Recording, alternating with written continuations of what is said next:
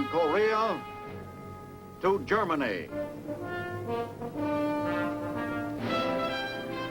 From Alaska to Puerto Rico. All over the world, the United States Army is on the alert to defend our country, you, the American people, against aggression. This is the big picture. An official television report to the nation from the United States Army. Now, to show you part of the big picture, here is Sergeant Stuart Queen. We are continuing our special series of first-hand reports of America's Continental Armies. Our subject for this issue of the big picture is Fourth Army, its principal units and installations. Fourth Army has many interesting activities, such as the development and testing of guided missiles, the big guns of the artillery, and the training program of Army aviation. But it also contains the sites of many historic relics of America's great expansion in the last century. Now, here is our guide, Lieutenant John Mortimer. This is Lieutenant John Mortimer and the Big Picture Camera. This week, we're taking you on a tour of Fourth Army. At Fort Sam Houston, San Antonio, headquarters of Fourth Army, we enter the famed quadrangle. In 1846, this post was established as a training center where volunteers from the north were trained and sent to join General Taylor's army in Mexico. Here, tame deer run unhampered through the grounds. 1898 became a memorable year in San Antonio history when Colonel Leonard Wood arrived to prepare for the encampment and training of Teddy Roosevelt and his Rough Riders before they went to Cuba. Throughout the grounds, there are many reminders of earlier times in the fort's history. During those early days, this structure was built as tall as a 9-story building to hold a water tank high enough to provide enough pressure to carry water to all parts of the encampment. From this tower, one can see east, north, west, and south, the whole sweeping area of Fort Sam Houston.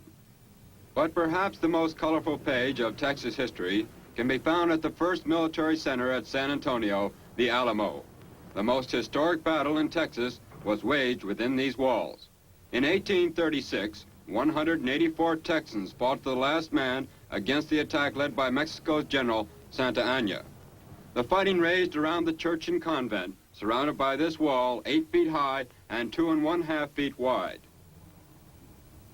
One of the famous heroes, Davy Crockett, fought valiantly during the battle, as did Colonel James Bowie, both dying in the cause to send the cry, "Remember the Alamo," ringing through Texas history. The Fourth Army is contributing to the history not only of Texas, but of the entire Southwest.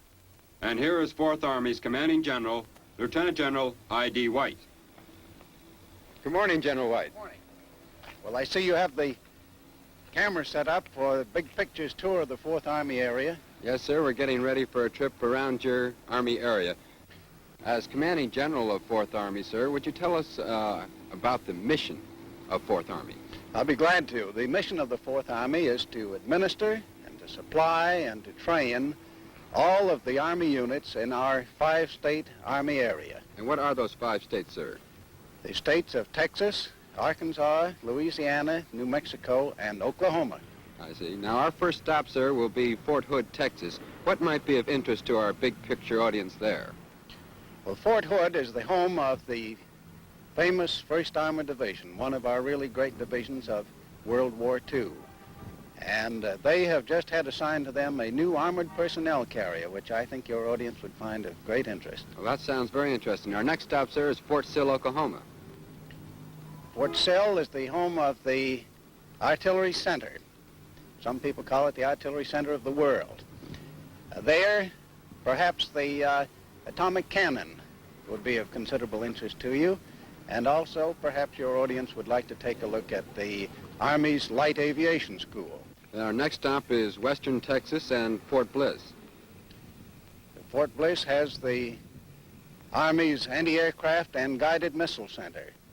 I'm sure that your audience has heard a great deal about the Nike Yes. guided missile, and I'm sure that they would like to see something of it. Perhaps you can get something on that out there.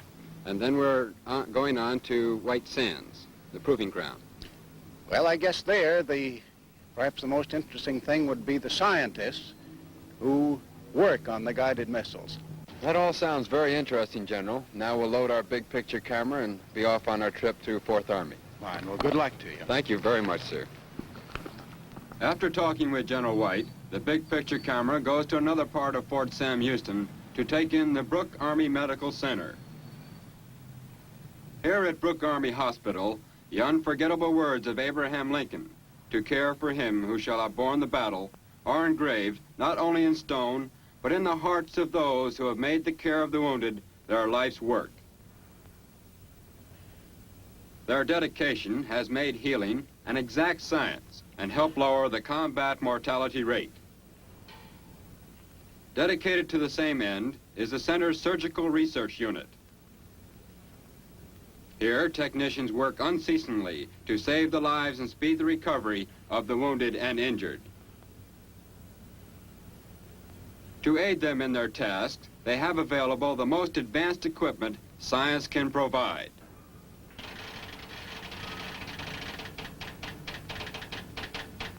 It was in 1920 that the Surgeon General established an institution to provide complete coverage of field medicine in all wartime aspects. This institution is the Medical Field Service School, where Army medics learn to conserve the fighting strength of combat units. They learn this on a nearby training field, where simulated problems in evacuation are carried out. In battle, wounded men must be removed with the greatest speed, and these medics drill constantly in the techniques to accomplish that. The wounded man is placed aboard the helicopter and protected from the wind and elements by a plastic hood.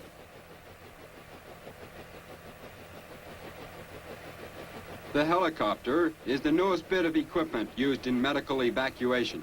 In Korea, it made a dramatic contribution to the lowering of casualty rates because of its ability to reach inaccessible places and lift itself into the air quickly.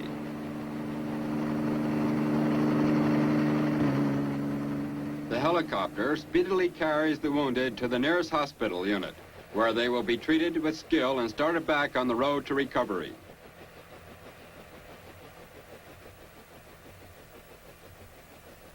Confident that the Army Medical Service training is meeting the newest challenge in the evacuation and treatment of combat wounded, the big picture camera rolls away from the oldest fort in the great Southwest and the headquarters of military activities in 5 states of the region. Our itinerary sends us some 150 miles northward in the vast state of Texas to Fort Hood, activated in World War II. Here, an intensive armored training program aims at combat readiness for a proud old division which won fame in Africa and Italy, and then was reactivated in 1951, the 1st Armored Division.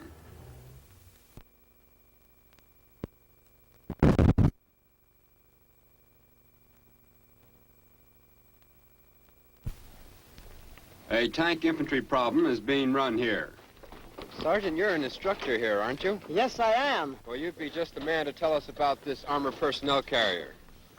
How is it so useful to the infantry? Well, the armored personnel carrier is useful in such a way that it protects lives. Also, it will take the men on the objective underneath the enemy small arms fire and enemy artillery fire. We can get the objective underneath our own artillery fire. I see you're all loaded here. Yes, we are. Would you like to go along and see what happens? That'd be fine. Get the proper gear here. You got to have the right gear here.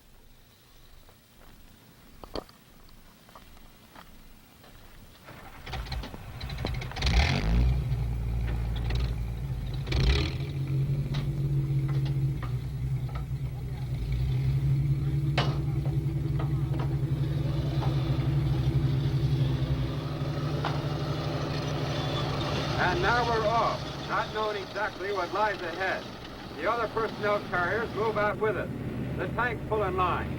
The tank infantry team is on the way. Together, the components of the team push toward the objective, the hill that lies directly ahead of us.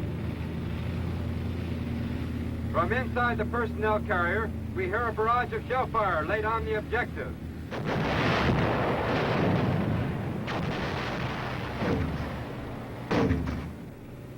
After the heavy fire, proximity time fire to keep the enemy pinned down by fragments bursts over the heads of the infantry carriers we're riding in, making us very grateful for the carrier's protective shell of armor. This is the part of the operation which proves the real value of the personnel carrier. They can move forward under the overhead fire while the enemy is held helpless and immobile in their position.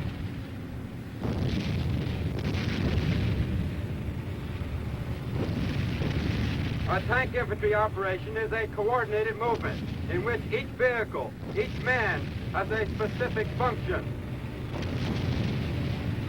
On predetermined signal, the overhead proximity fire ceases, and precisely at that time, before the enemy has time to take up their positions and continue to fire, the personnel carriers halt, and the infantrymen dismount to take over our part of the operation to close with the enemy and take the hill.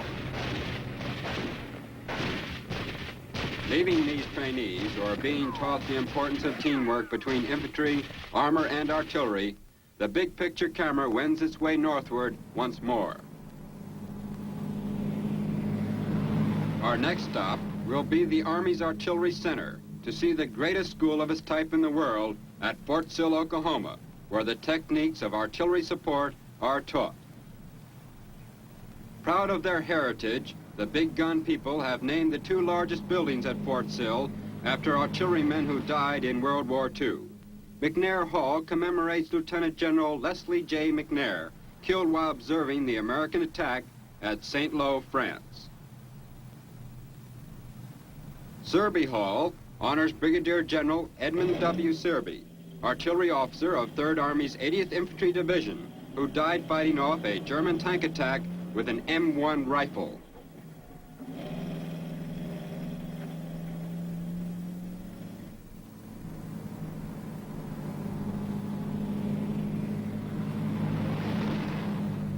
We leave the main part of camp and head out toward the firing range. Along the road are specimens of the field artillery, which was responsible for a great percentage of the enemy battle casualties in World War II.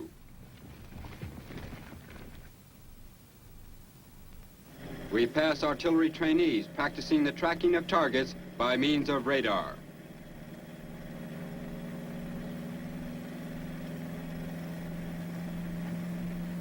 We go now to watch the firing problem of a 280 millimeter gun. Corporal, what is this problem you're firing? Sir, this problem here is a day problem, dawn problem, sir, which we are firing the 280 millimeter gun. It is a problem which we take in our battery tests. We have 3 tests, day, night, and dawn, which determines whether the battery will pass to go on to further locations. Are they just about ready to fire now? Yes, sir. It's about 10 seconds. It's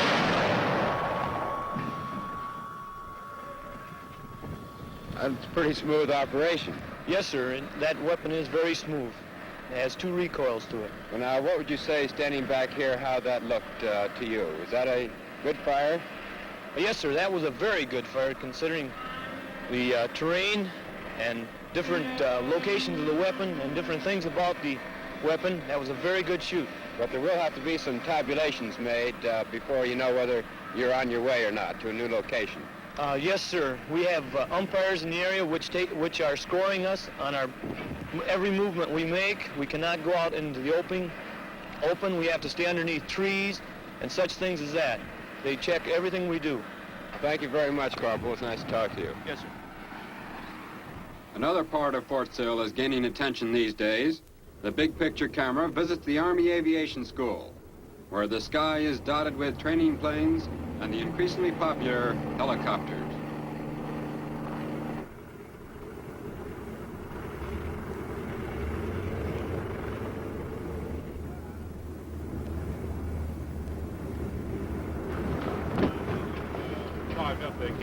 I'm Lieutenant John Mortimer, the big picture camera. I'm glad to know you. I'm Captain Malfield. Sir, are you instructor here That's right, at yes. Army Aviation School? I wonder if we could interrupt you for a moment. Well, certainly. Lieutenant Phillips, will you excuse us a minute, please? We'll be right with you in a moment. Fine. We'd like to find out about some of the activities going on here at the Aviation School. On our way out, we saw all these planes up in the air. How do you control so many aircraft at one time? Well, the best way for that would be to go to the control tower at Post Field itself. Oh, fine. And we can see the Let's do traffic that. directed there.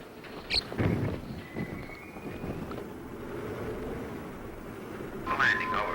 Roger, 982, 10 south for landing. You're cleared on the left traffic. Landing runway 35, surface winds north, northwest 20, gust to 35. The altimeter 3014, check turning base, over. Post, this is 6982, turning base for 35, over. Roger, 982, have you in sight. You're clear to land, over. 6982. PFC Morioni, I'd like you to meet Lieutenant John Mortimer of the Big Picture. Good morning. Sir, how are you? You certainly keep that traffic unsnarled upstairs. Thanks, Lieutenant. We try. It gets kind of rough sometime, especially when our classes go out and we have about 30 or 40 aircraft to contend with in 5-second intervals. Well, how many would that say in a month be, landings? Well, it's hard to say. Sometime we forget. Well, now, where do you get all this training here? Well, sir, when we first come here, we're put on the job training for 30 days and then we're sent to school. I went to Olathe Air Station in Kansas, and some of the others went to Keesler Air Base in Biloxi, Mississippi. And after that? Well, then we come back here and we're put on the job for about 6 months to see if we're suited for it. Well, what if you're not suitable? Well, then you're put in some other aviation job so that your training won't go to waste. Why are you smiling?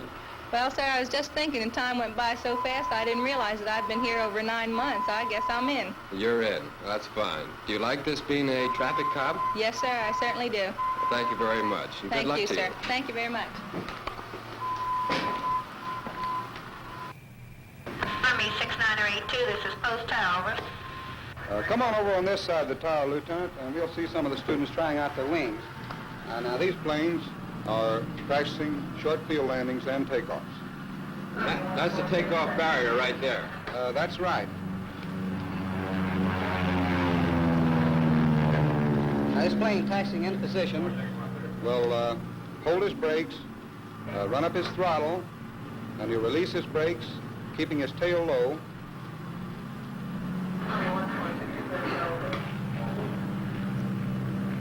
And just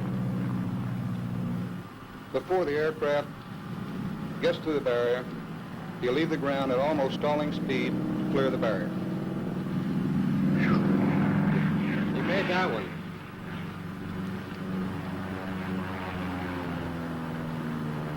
Now, besides taking off, they land for this efficiency That's type- right. Now, you look right over here, and you have another aircraft which is going to make a short field landing over this simulated barrier. And when they're through with this type of training, they're all set for practically any type That's of right.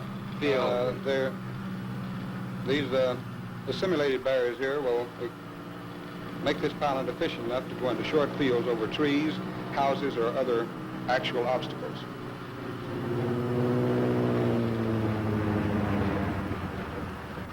That's a pretty short And notice landing the right short there. landing roll that the aircraft makes. It's all very interesting, Captain. Thank you very much. You're welcome, Lieutenant.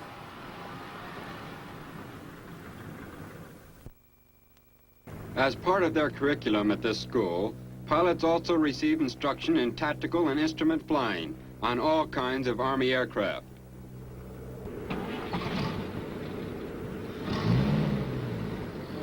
Though in different states, the next two installations are neighbors and have a certain kinship in that they are both guided missile centers, one operating at a high technological level and the other engaged in the training of men to man the missiles. The latter mission is undertaken at Fort Bliss, Texas, at the Anti-Aircraft Artillery and Guided Missile Center.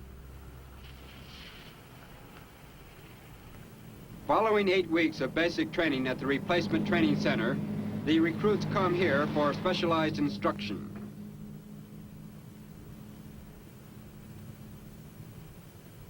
The training here turns some of them out as anti-aircraft artillerymen.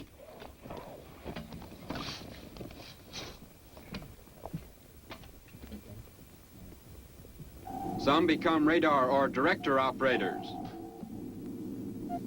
And others become specialists in the technique of aircraft warning. 2234, 18 Angels, Fox 92234, 2476, 8461. Out on the training field, the big picture camera visits a skysweeper battery, which is ready to go into action.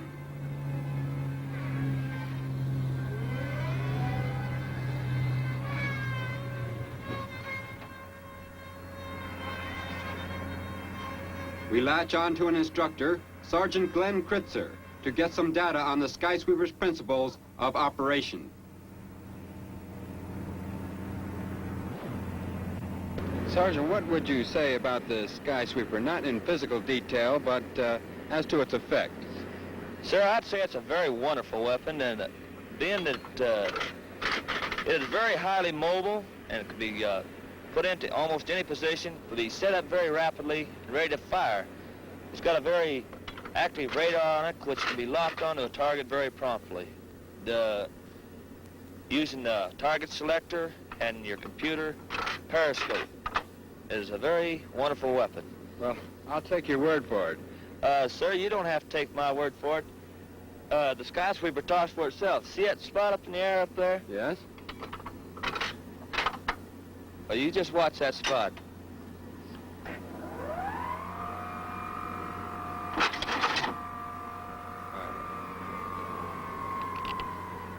Ready? Fire!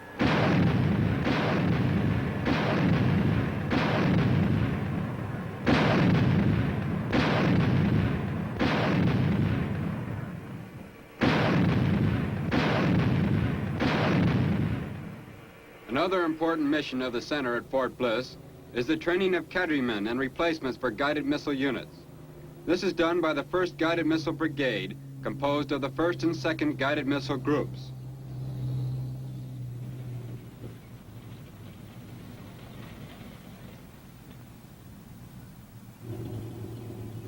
The brigade is a unique training organization designed to keep pace with any new developments in this fast-growing field. Such exacting jobs as loading, launching, and handling guided missiles are taught here. Any guided missile, including those yet to be conceived by the scientists at White Sands Proving Ground in nearby New Mexico, where the big picture camera goes now to show you an actual missile shoot. From the lonely desert outpost it once was, White Sands today is a 4,000 square mile area teeming with activity as a proving ground for guided missiles. When activated, it was to serve only as a temporary testing facility, but its amazing growth and importance increased to such a point that in September 1948, it was reclassified as a permanent ordnance activity. Before this test is started, can you tell us a few facts about what's going on? Well, we have here set up a complete Nike system. Over there in the short distance there, you can see the missiles. Normally, now there's one coming up. You'll see just right now. It's just slowly coming up into its position that it will be fired from. The one to the left there, of course, is lying down and will stay down on its launching rail. Now, off to the right here, we have the actual complicated equipment that guides this missile. See. You'll see here in just a moment that the thing will be up in the normal position for firing. Now you're proofing this equipment, is that right? Yes, what we have done now is to take this system and set it up and adjust it, and we're now about ready to fire a test missile. Now, just before we go, about how much time is it before the shoot actually will take place? There's approximately 7 or 8 minutes. I see. Well, now, before that goes, tell us about yourself, how you take part in the White Sands Proving Ground as a civilian engineer scientist. Well, of course, there are a lot of us here engaged in the Nike program and as well as other programs, but there still aren't enough. We need more here as well as, of course, in different parts of the country. There's a great need for trained electronic men, engineers, physicists, and so on. We don't have enough. Well, as we drove through the proving grounds, we noticed there was an awful great deal of testing going on at that time. Yes, well, that's what we're engaged in here, is testing this thing. This system is fresh out of the factory now, and we're trying it out and proofing it. That's actually what we do. We're a proof test program. Now, how are we going to tell when this Nike's going to go off? You will hear the regular countdown. They count down second by second. And when it gets to 0, somebody pushes the fire switch and the missile takes off. Well, we better step back then and wait for that counting down. Is that correct? Very, very good. While we're waiting, we look at one of the many test stands where the rocket motor's thrust is gauged while the rocket is in a fixed position. The impact of this motor thrust is studied carefully by the scientists, who can thus deduce precisely the motor's power. And now it's about time to get back to the missile launching. 45 seconds.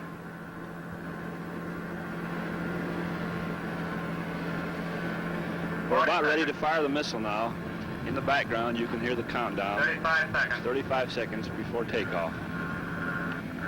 30 seconds. When the time gets down to 0, you will see the customary flash from the bottom of the missile, and it will be on its way. 25 seconds. Coming up on 20 seconds now. 20 seconds.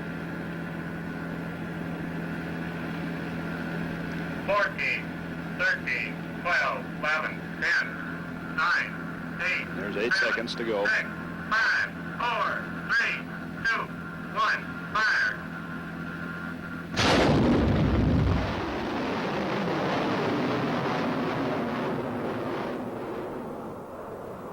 Just as these vehicles probe constantly into space, so the pursuit of scientific research goes on into every phase of guided missiles at White Sands Proving Ground, aptly called the Miracle of Tularosa Basin. This is Lieutenant John Mortimer bidding you goodbye from the last stop in our tour of some of the installations in the 4th Army area. We're on our way now to 5th Army, where we'll be with you next week.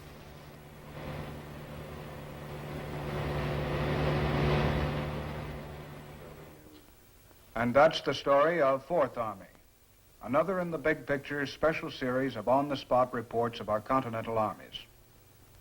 Next week, we'll continue our guided tour of America's forces in the zone of the interior. The big picture camera will be focused on an army which sprawls over 13 states, in area the largest of our great continental forces, the 5th Army. This is Sergeant Stuart Queen inviting you to tune in next week for another look at your Army in action on The Big Picture. The Big Picture is a weekly television report to the nation on the activities of the Army at home and overseas. Produced by the Signal Corps Pictorial Center. Presented by the U.S. Army in cooperation with this station. You can be an important part of the big picture. You can proudly serve with the best equipped, the best trained, the best fighting team in the world today, the United States Army.